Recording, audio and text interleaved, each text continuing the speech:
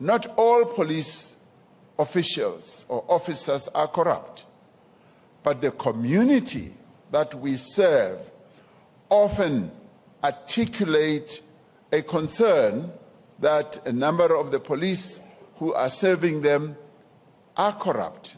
Now, we need to address this. We need to begin in a visible way to distance our police from corrupt activities. And the police also must act against those amongst the police who embark on corrupt activities, so that South African President Cyril Ramaphosa has announced the former Deputy Minister Mcebisi Jonas as a special envoy to the United States in an effort to try to rebuild a relationship that has soured badly under President Donald Trump. The most difficult thing for any activist, it is when you stand against your comrades. It is when you have to confront the ills and wrongs that your own comrades are doing. And many of us falter in that task because many of us look away and not confront the challenge of correcting the wrongs of our own. And PG taught us one thing, that at moments when principle matters, we have to stand.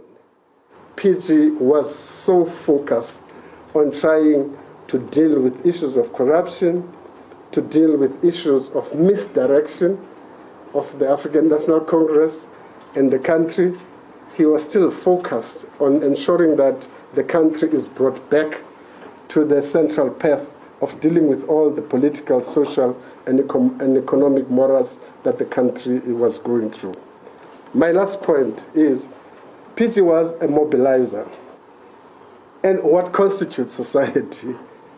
I tell you now, within no time, PG was in the forefront, going out of ANC structures, going out of the normal alliance structures to mobilize society against state capture, to mobilize society on a new agenda for strengthening and deepening democracy in this country. I can tell you now, with no fear of contradiction, that if PG didn't do that, the Guptas will still be in power.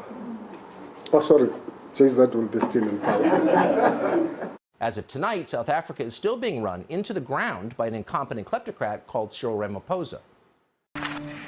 For the moment, what I'm interested in to ask you is, whilst you sit there, you get the call from Mr. Jonas, not Mr. Jonas, I apologize, Mr. Shlongwane, and then something happens, and this meeting moves to other premises. That's what I want to ask you about. All right, now, just on that point, did you ask Mr. Zuma, what is the meeting about? We started a conversation. Well, I didn't, by the way. I didn't. You did not? I didn't. Why not? Look, I mean, I knew he was going to explain to me what the meeting was about. So I just waited for him to articulate what the meeting was about. And by the way, at the time, I didn't have any mistrust about what his intentions were. No. We will get to trust, mistrust, and motives in a moment or two. Just stop there. You then decide, Mr. Jonas, to leave with Mr. Zuma to a place you did not know for a purpose you did not know. Is that correct? Yes, I did.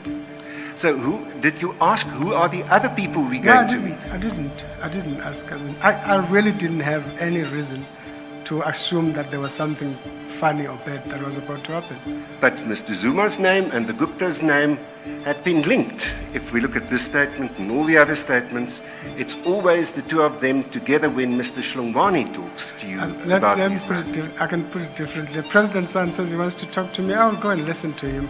Whether I would do what he says I must do, it's another story. I will go and listen to him. I will not even interrogate him about what the meeting is about.